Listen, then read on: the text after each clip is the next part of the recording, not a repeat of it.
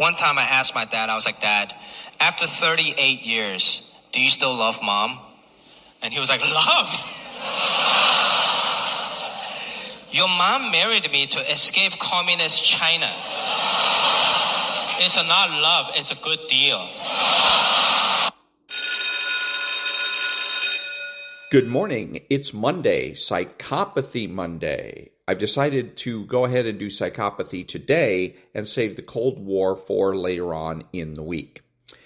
April the 20th, and this is The True Conservative. Welcome to all the butchers, bakers, and candlestick makers out there. I'm Ron, your host, and the only true conservative in the United States today. So today, after the Serenity Prayer and the patriotic song of the day, we'll have Varney and Company, motivation, meditation, and psychopathy. All that and more when I get back.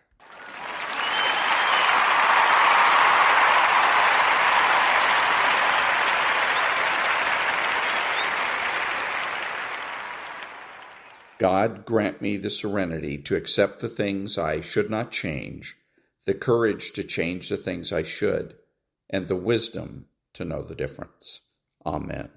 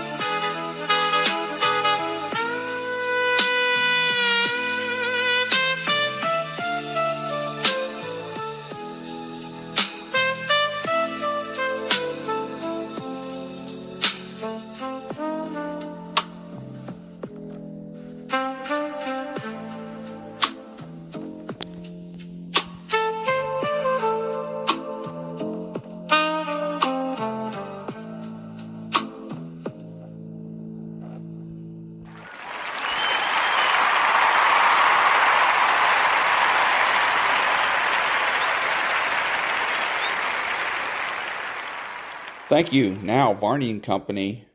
Varney and Company picks it up. Stu, take it away. Good morning, Maria, and good morning, everyone. Here's the state of play in the Gulf.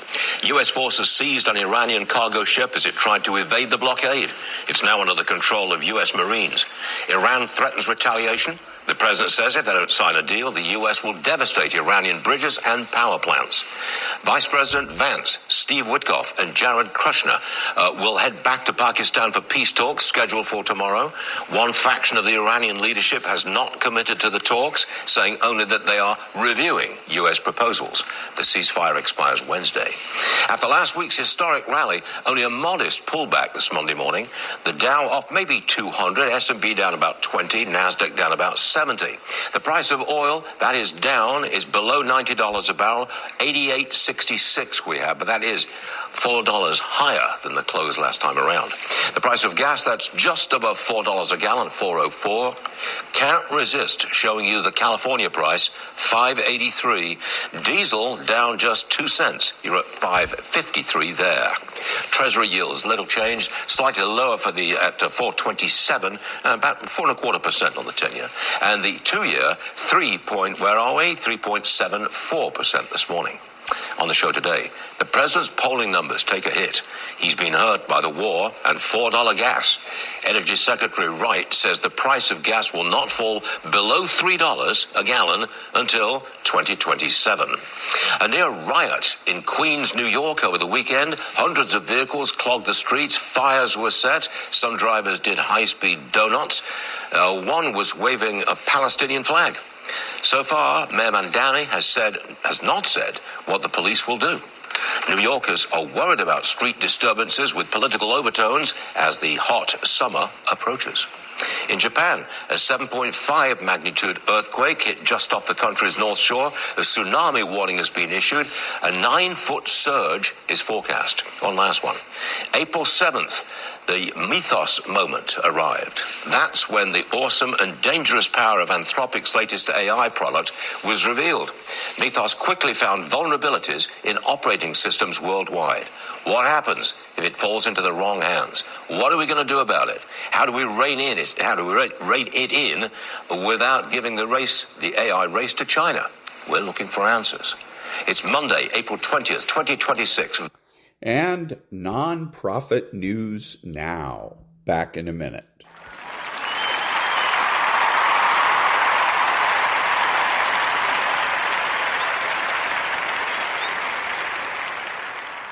Thank you. Understanding without discernment leads to moral confusion. It blurs the lines between victim and perpetrator. When someone tells you their sad story, you feel compelled to respond. And that's a good impulse, unless the story is a smokescreen. Bad Democrats are often masters of selective vulnerability. They'll share just enough of their pain to hook you. They'll tell you about the childhood trauma, the betrayal, the people who never understood them. And because you're understanding, you want to be the one who finally does understand them. You want to be the exception. You want to be the person who heals the hurt. That's your emotional reflex, but it's also the trap. When you understand without discernment, you become blind to patterns. You see each instance as isolated. Each outburst, each lie, each manipulation is the product of stress or fear or past wounds. You rationalize their behavior through the lens of compassion. You tell yourself they didn't mean it, that they're doing their best, that they just need more support, more time. And in doing so, you ignore the accumulating evidence that what's happening is not a one-time slip or a cry for help, but a consistent pattern of self-centered exploitative behavior. Discernment means being able to feel for someone while still seeing them clearly. It means asking hard questions even when they make you uncomfortable. Is this person taking responsibility for their actions or just making excuses? Are they interested in growth or just in maintaining control? Do they use their pain as a reason to relate or as a weapon to dominate the conversation? Empathy, when properly grounded, doesn't ignore these questions. It demands them. It doesn't mean you shut your heart off. It means you keep your eyes open while your heart is open. One of the most difficult truths is that not everyone who appears hurt wants healing. Some people cling to their wounds because it gives them power, it gives them identity, and they will resist any genuine attempt to grow or change because that would mean giving up the very narrative that keeps them at the center. Discernment is what protects your cooperation from being hijacked. It allows you to say, I see your pain, but I also see your choices. I hear your story, but I'm also watching your actions, and I won't confuse one for the other. Bad Democrats manipulate conservatives by presenting themselves as misunderstood. They rely on your unwillingness to judge. And if they sense that your cooperation isn't tempered with discernment, they'll use it to escape accountability. They'll cry at just the right moment. They'll open up when they feel you pulling away. They'll confess just enough regret to reset the emotional playing field. And each time, you'll doubt yourself. You'll think, maybe this time it's real. But the pattern always returns because their vulnerability isn't a doorway to cooperation, it's a tactic. It's a calculated move designed to keep you engaged, invested, and tangled. That's why cooperation, to be functional and moral, must operate within a framework of judgment, clear-eyed evaluation. You are a good person. You are responsible for establishing emotional boundaries. You are courageous for saying, I care, but I won't be used. In fact, that's the only way to preserve cooperation as a force for good, by refusing to let it be co-opted by those who weaponize it for selfish ends. Cooperation without discernment is not effective. It's surrender. It allows toxicity to flourish under the guise of understanding. It enables abusers to thrive under the protection of your kindness. And worst of all, it erodes your trust in your judgment. You begin to question whether you're the problem, whether you're unfair, whether your attempt to create boundaries is some kind of betrayal. That confusion is precisely what the bad Democrat wants. They need you hesitant, emotionally entangled, because as long as your cooperation isn't matched with clarity, they can keep reshaping the narrative to serve themselves. Truth is more important than social harmony. That's not an easy lesson to learn, especially in a world where we're constantly told to be polite, agreeable, cooperative. We're raised to avoid conflict, smooth things over, to keep the peace at all costs. But that impulse, while often well-intentioned, can become a breeding ground for dysfunction when it takes precedence over what is real. Because when you sacrifice truth for the sake of harmony, what you're left with isn't peace. It's a fragile performance, one that demands your silence, your compliance, and ultimately your integrity. Bad Democrats rely on this exact social impulse to maintain their illusion. They count on your unwillingness to disrupt the atmosphere. They know that as long as you're more invested in keeping things calm than in speaking honestly, they can continue their manipulation without resistance. They build narratives, rewrite history, twist facts. And when you feel the urge to correct them, to say, that's not what happened, or that's not fair, there's a moment of hesitation, because doing so would upset the balance. It would introduce tension, and you've been conditioned to believe that tension is the problem. But the real problem isn't tension. The real problem is deception. The real problem is pretending that things are fine when they're not. Pretending that a bad Democrat's behavior is tolerable when it's actually corrosive. Back in a minute.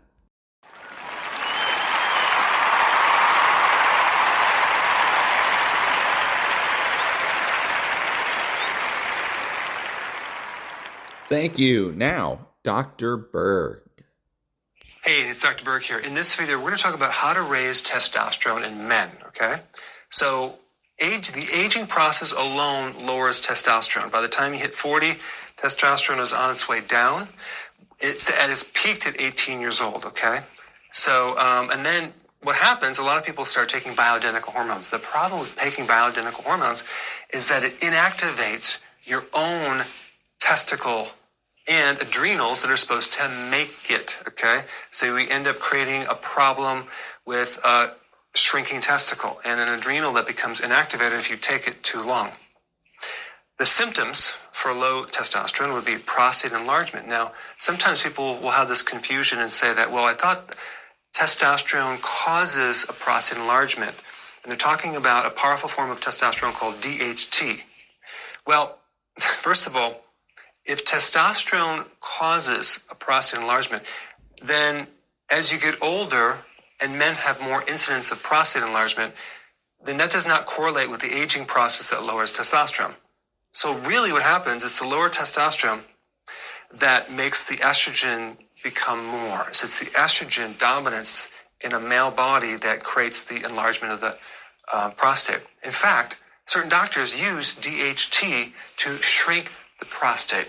So more testosterone will make the prostate healthier and protect the prostate against the estrogen. Decreased libido, erectile dysfunction. We talked about the shrinking testes, muscle loss. It's hard to get muscle tone. You're working out, you can't get the toning the muscles. You start losing collagen. Things start hanging from your body like breast tissue and the skin and collagen. Loss of vitality, loss of body hair, even in your lower part of your legs. Man boobs, higher voice. Other than that, you have nothing to worry about, right? Okay, what causes this problem? Number one, too much estrogen. It's in the meats, it's in the dairy products, it's in the food, GMO food. That's why you have to do organic, hormone-free. It's even in the water supply. There's estrogen if you do tap water. So that's why you have to get a filter and only drink filtered water. And most filters will get rid of the estrogen. But yeah, it's in the water supply. Having liver be damaged. If you have a fatty liver, you're going to produce more estrogen, and that's going to lower testosterone, unfortunately. If you drink alcohol, that's very estrogenic. That's going to make the estrogen go up and the testosterone go down. I'm sorry, but that's the way it is. High insulin. Insulin from sugar, like grazing at night, snacking too much. Like by the time you have dinner, and you keep eating from that point while you're sitting there watching TV, it's going to spike insulin, it's going to lower testosterone. So you want to do 3 meals a day, and that's it. Maybe even 2 meals a day. Low-fat diets, that'll do it. Medications, statins, high blood pressure medications, diabetic medications. Those are the 3 that really mess with this hormone. And this other thing called high aromatase. That's an enzyme in your body that's made by the adrenals. It's also made by the testes that converts your testosterone to estrogen. So here you are trying to salvage that last bit of testosterone you have, and this darn enzyme is converting it to estrogen, and the body's becoming more feminized. Well, there's a couple things that you can do to correct that. Number one, this remedy called stinging nettle root. It's a aromatase inhibitor, okay? Zinc is an aromatase inhibitor. You can take those to decrease this process happening in your liver and your body. So those are 2 good remedies that you can get from the health food store. The other thing is to increase growth hormone. Growth hormone is the anti-aging hormone. Growth hormone is made by the pituitary, and it works through your liver. Wherever growth hormone goes, testosterone follows. So there's several things that will increase growth hormone. Eating a moderate, not high amount of protein with each meal. Sleep, getting enough sleep, lowering stress, which will enhance the sleep. Intense full body and exercise. That will spike growth hormone, spike testosterone. Deadlifts are the best workout to increase testosterone because you're using the upper body and lower body, but you have to get your form down and work up very gradually, or you could hurt your back. Intermittent fasting, okay? That will also correct the insulin right here. So not eating so frequent will help this as well. That's interesting. The whole thing is, it's like, I don't know who came up with this idea. We have to have 3 meals a day or 6 meals a day. You gotta want to eat when you're hungry. If you eat the right things, you're gonna be more satisfied. You'll work off your own fat and you'll need to eat less. But you never want to eat if you're not hungry. Okay, anti-estrogenic foods. That would be cruciferous, okay? Kale, broccoli, Brussels sprouts, cabbage. Very, very important to clean out the estrogen, because it could be the estrogen that's holding down your testosterone. If you want something to enhance that, I have a product called Whole Cruciferous Food. It has all the cruciferous. You take about 6 of these, 3 to 6 a day, and that will help you to enhance these cruciferous foods. And then you want to decrease cortisol. Cortisol is a stress hormone from the adrenals. And that is kind of dependent on how much sleep that you get, but also sun. I had this guy. He had this pot belly. And all you have to do is go to Florida for 1 week in the sun, and it just comes right down. It's amazing. So a good amount of sun lowers cortisol. That will help shrink the belly as well. So that's another remedy. Yes, you can do vitamin D in the winter, but if you can get some sun, that would help lowering cortisol. Okay? And that was Dr. Berg. Back in a minute.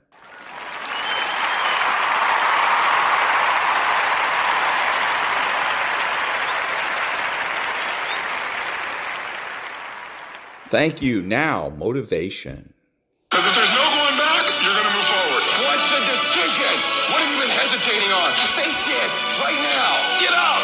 Go to class. Get up. Do your homework. Work on your gift. It was given to you, but you got to hold it.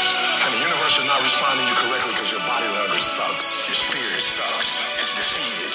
And people feel weakness. They feel it. You can feel when somebody's not committed, when they're not all in, when they're not dedicated. And you start giving me that 120 in everything you do. Bring all the energy, all the passion, bring it all together and dominate.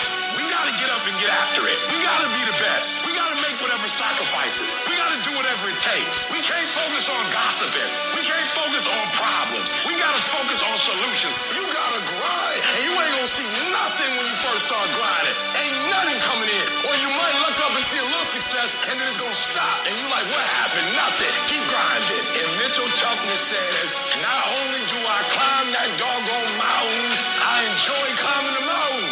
I just like the reps. I just like to see if I still got it. I just want to see if I can still come into a room and I can still light you up. I get a kick out of fatigue. I get a kick out of the grind. I get a kick out of it. I'm playing right now. Why am I doing it? This is all I got. When I put forth 120% effort, can't nobody stop me. I need you to wake up and grind like it's your only moment. I need you to practice like it's your only moment. I need you to study like it's your only moment. I need you to play like you ain't got nothing else.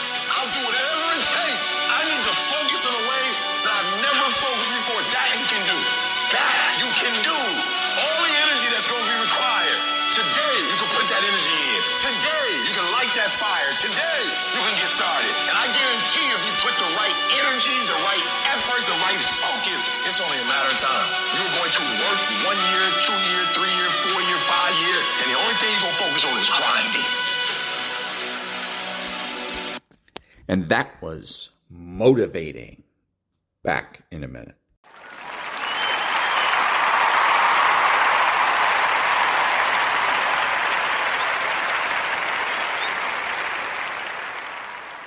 Thank you. Now, meditation.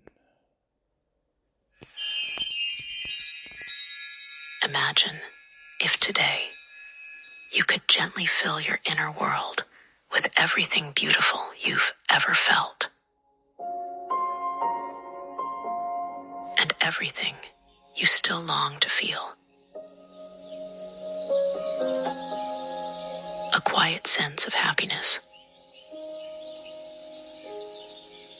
A soft, steady glow within you.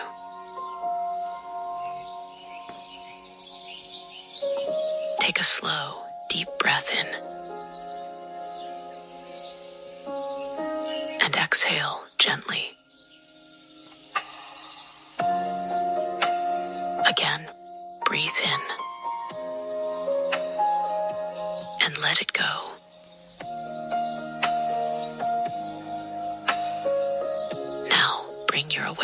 inward. And imagine resting in front of you a clear, beautiful glass jar. Its light open and ready to receive,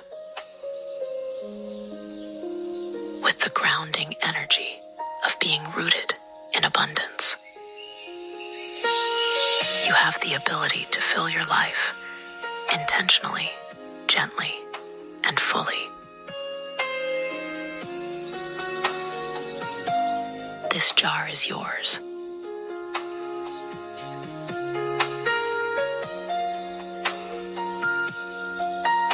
Now begin by inviting love into your jar.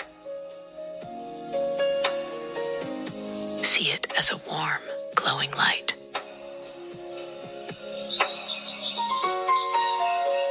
Soft pink, golden, or any color that feels right to you.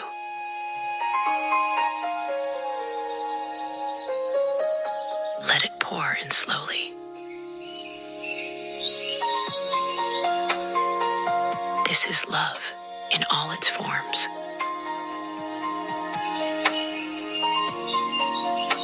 The kindness you've offered. The care you've received. The quiet love that exists within you, even in ordinary moments.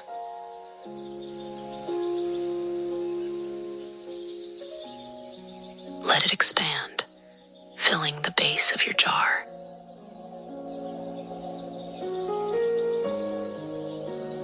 And gently reflect. What you nurture within yourself becomes the energy you share with the world.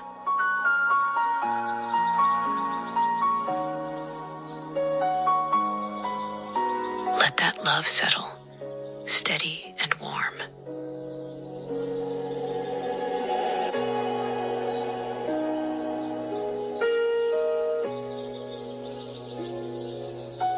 Now invite peace.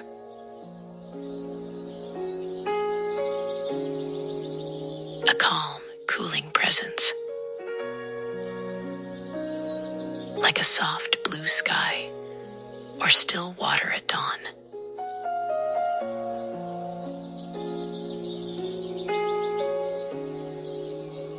Let it flow into your jar effortlessly.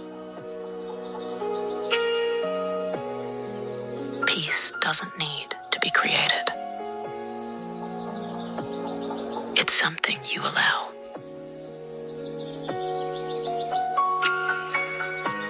Feel it soften your thoughts. Ease your breath. Relax your body. Let peace rest gently alongside love, creating space and stillness within.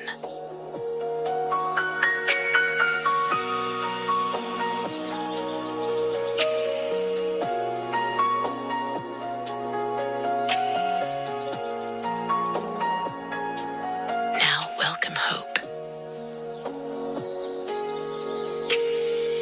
See it as a gentle, rising light. Like the first glow of sunrise.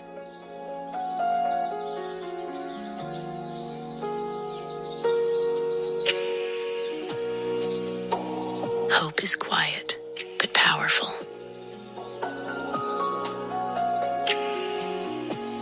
It reminds you that something beautiful can unfold, even when you can't yet see how.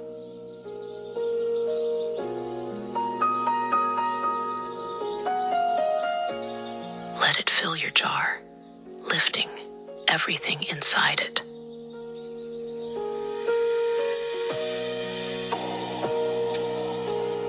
And remember, even the smallest light can guide you forward, one step at a time.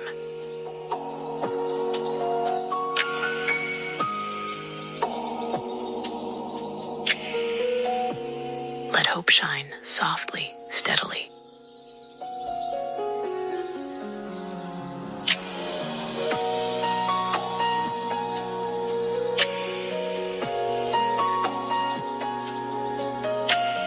Now invite your dreams.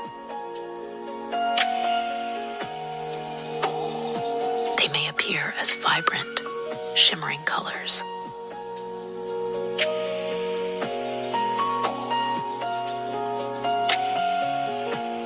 Alive with possibility.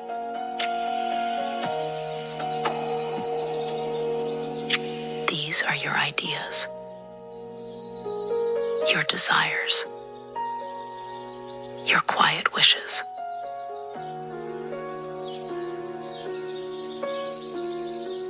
There is no rush here.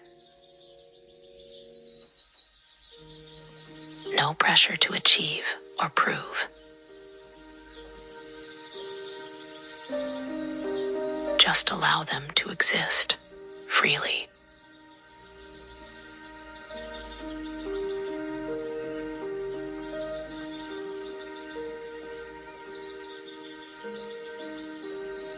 Let your dreams flow into the jar, expanding your sense of what's possible.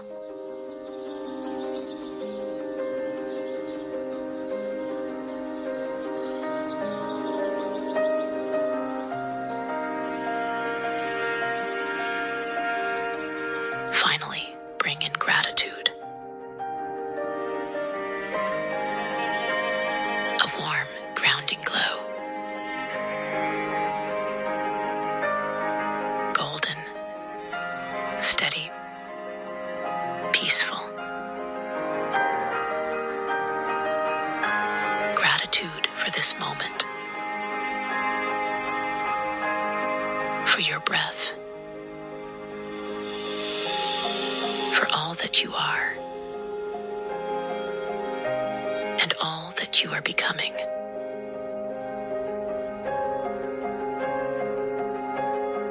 Let it fill every remaining space, blending beautifully with love, peace, hope, and dreams.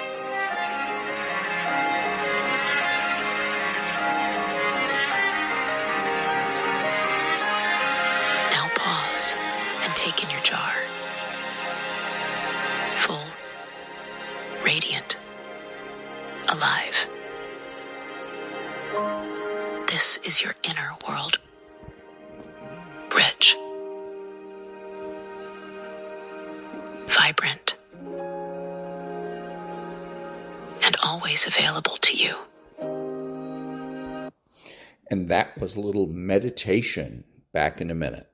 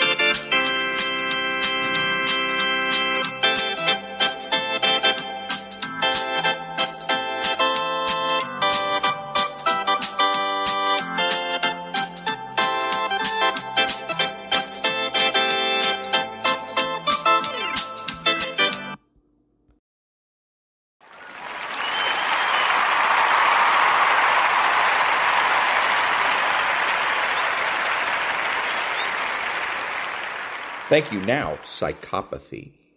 The world is not run by the smartest people. It is not run by the kindest, the most talented, or the most hard-working. Look around you.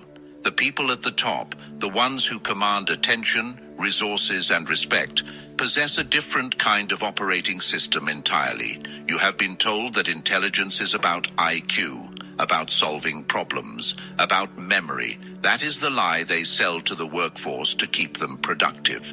True power utilizes a different form of intellect, dark intelligence. It is the ability to read the hidden currents of human behavior, to understand what is being said in the silence, to detach from the desperate need to be liked, and instead command the reality around you. Most people are sleepwalking through life, reacting to emotions they don't understand, manipulated by forces they cannot see. They are pawns, believing they are players. If you are tired of feeling outmaneuvered, if you feel like you are playing a game where everyone else knows the rules but you, listen closely.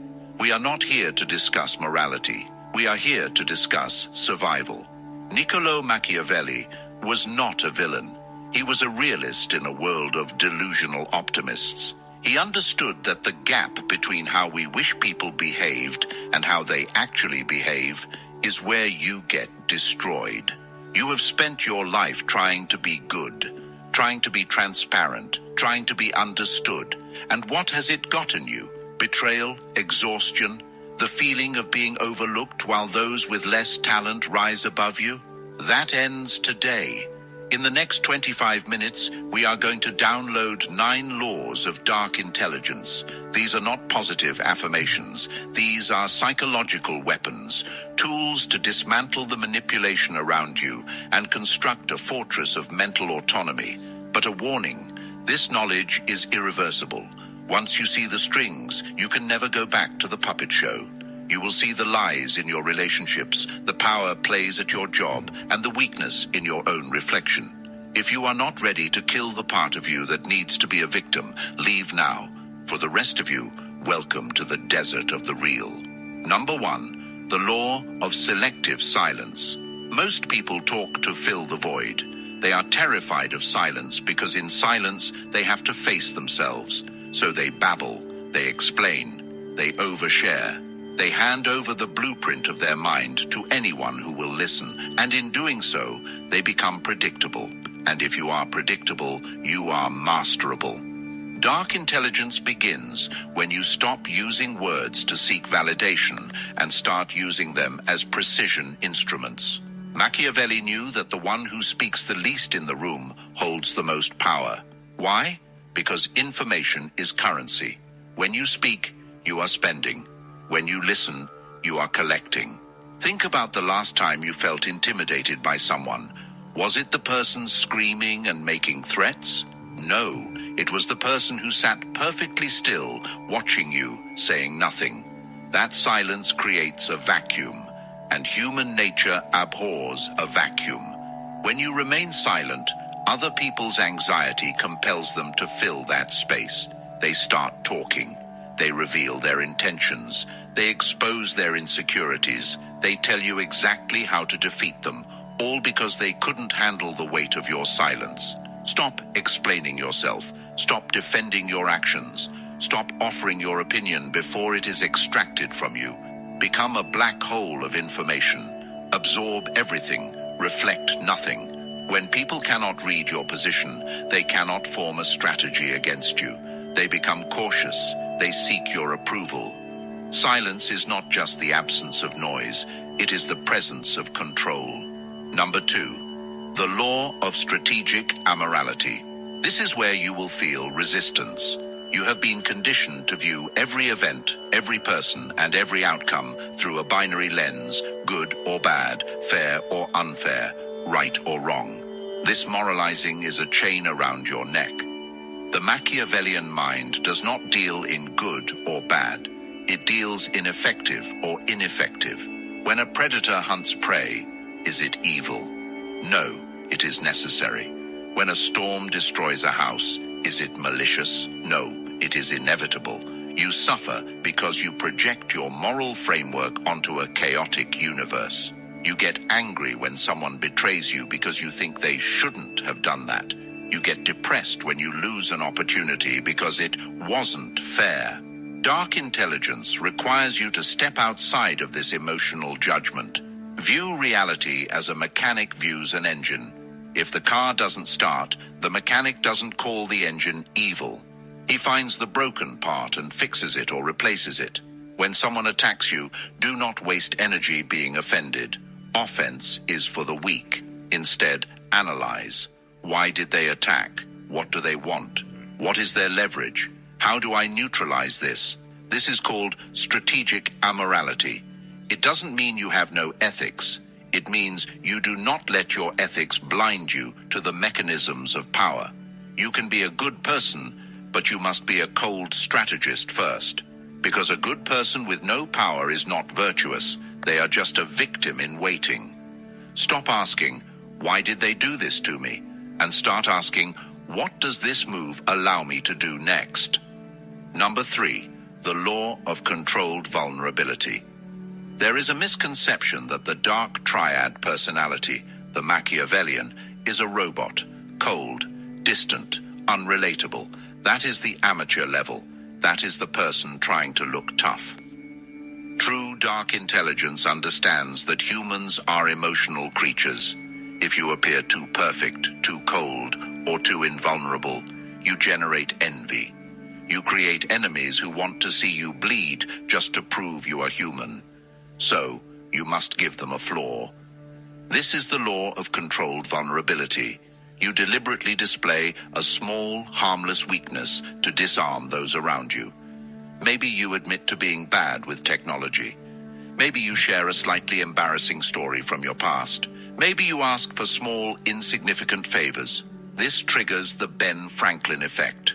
When people help you, or when they see a flaw in you, they lower their guard. They feel superior, or they feel a sense of camaraderie. They think, he's just like me. Excellent. That is exactly where you want them. While they are bonding with your curated flaw, they are blind to your actual strengths. You are managing their perception of you. You are humanizing yourself enough to avoid being a target, but keeping your true core, your true plans, and your true weaknesses locked in a vault they don't even know exists. Never show your throat, but occasionally show a scratch on your arm. It makes them feel safe, and a safe enemy is an easy enemy to outmaneuver. Number 4, the law of the mirror. We live in a world of extreme narcissism. Everyone is obsessed with their own reflection. They are starring in their own movie, and everyone else is just an extra. The mistake you make is trying to be the star in their movie. You try to impress them. You try to show them how smart you are. Stop. Dark intelligence dictates that you do not try to outshine them. Instead, become a mirror. Reflect their emotions back to them. If they are angry, validate their anger. If they are excited, match their energy. Use their words. Adopt their posture. When you mirror someone, a powerful psychological transfer happens. They do not see you, they see themselves. And because they love themselves, they will love you. They will think you are the most intelligent, charming, and empathetic person they have ever met, even if you have said almost nothing. This is not about being fake. It is about data collection. When you are mirroring, you are not reacting. You are observing. You are learning their triggers, their values, their soft spots. While they are busy falling in love with their own reflection in your eyes, you are mapping their psyche. You are finding the keys to influence them. The mirror has no ego. It simply reflects. Be the mirror. Let them preen and pose, and while they are distracted by their own image, you move the pieces on the board without them ever noticing. Number 5, the law of outcome independence. The root of all anxiety is attachment to the outcome. You want the job, you want the relationship, you want the respect. And because you want it so badly, you signal desperation. You signal scarcity. And in the laws of power, scarcity is repulsive.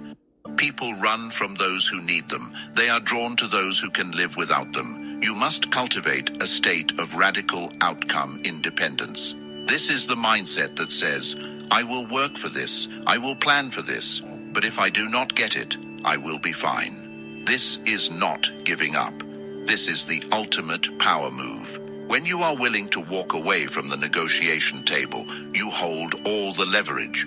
When you are willing to lose the relationship, you set the standards. Machiavelli knew that fear of loss makes you a slave. If your boss knows you are terrified of losing your job, he owns you. If your partner knows you are terrified of being alone, they own you. You must mentally accept the worst-case scenario. Visualize losing it all. Make peace with it. Realize you would survive. Once you destroy the fear of loss, you become dangerous. You become untouchable. You can speak the truth because you don't fear the consequences. You can take risks because you don't fear the fall. The person who does not need anything is the one who eventually gets everything, because they operate from a place of abundance, not a place of starvation. Number 6, the law of the useful enemy.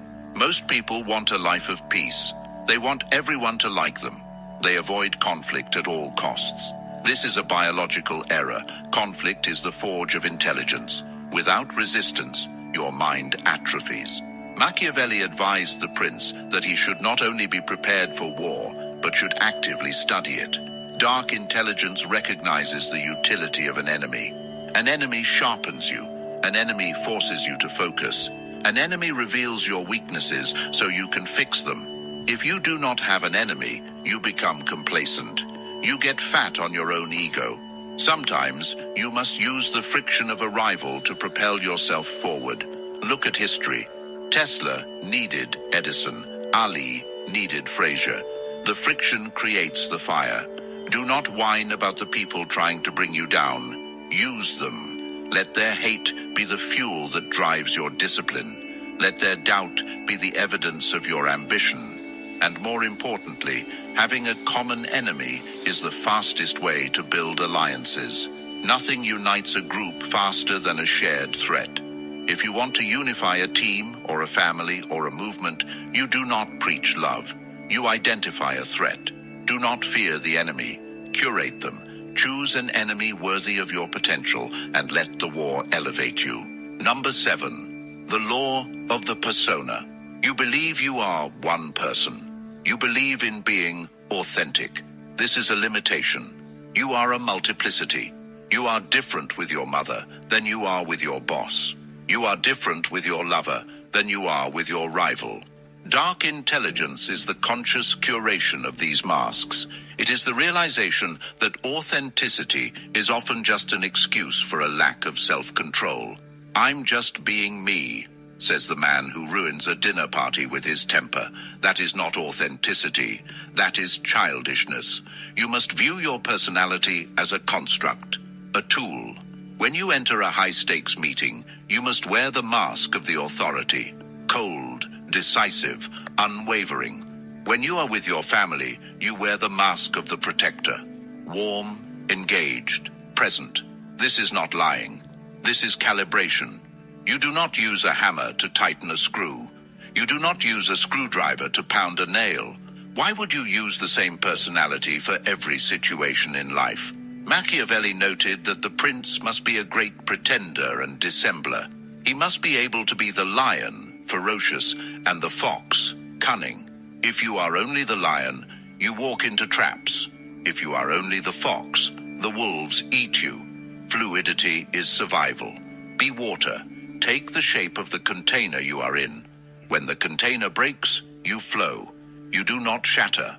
Number 8, the law of necessary suspicion. Trust, but verify. No, that is too soft. Verify, then trust provisionally. The naive mind projects its own goodness onto the world. You think, I wouldn't lie to him, so he won't lie to me. This projection is the cause of your greatest heartbreaks. Dark intelligence accepts a brutal truth. Everyone acts in their own self-interest. Even acts of altruism are often driven by the need to feel good about oneself. This is not a reason to be bitter. It is a reason to be awake.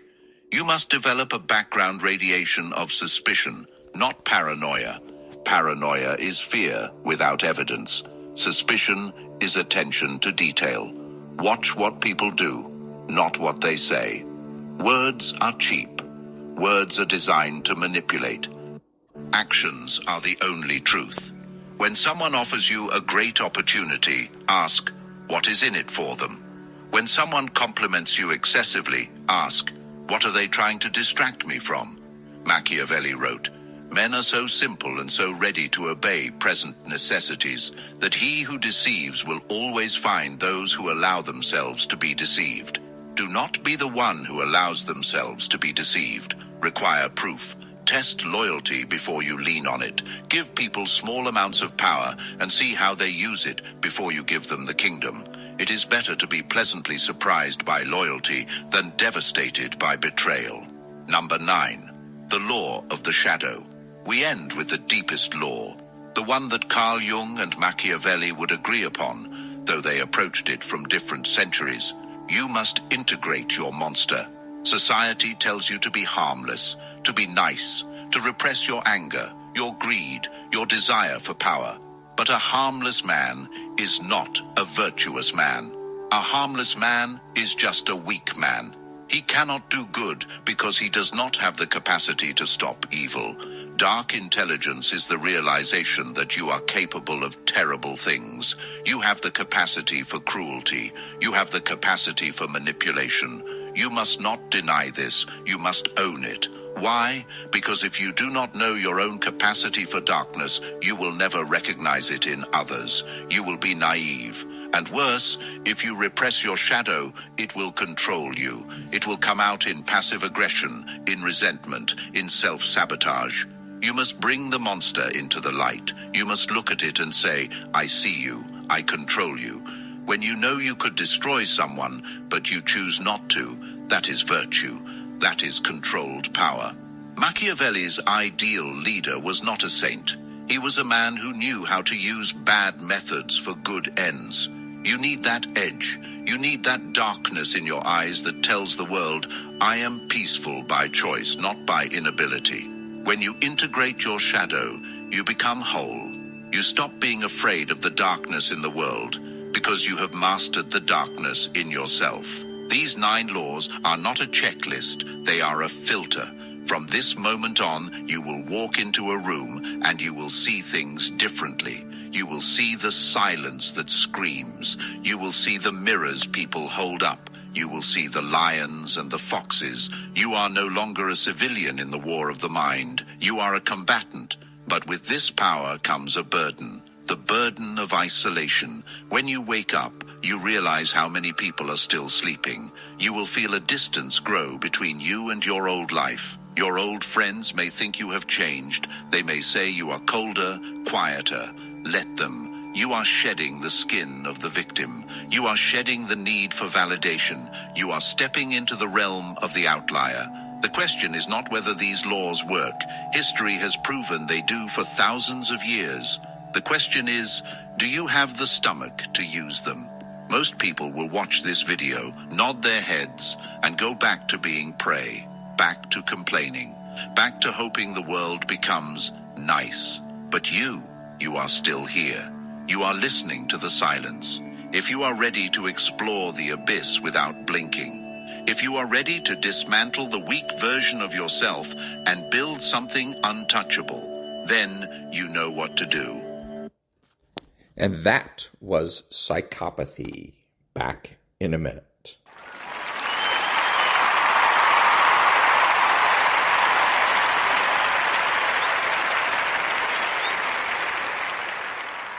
Thank you. This is Ron, your host, the only true conservative in the United States today, bidding adios to all the butchers, bakers, and candlestick makers out there, and reminding you that you're not neutral and that the government has no rights.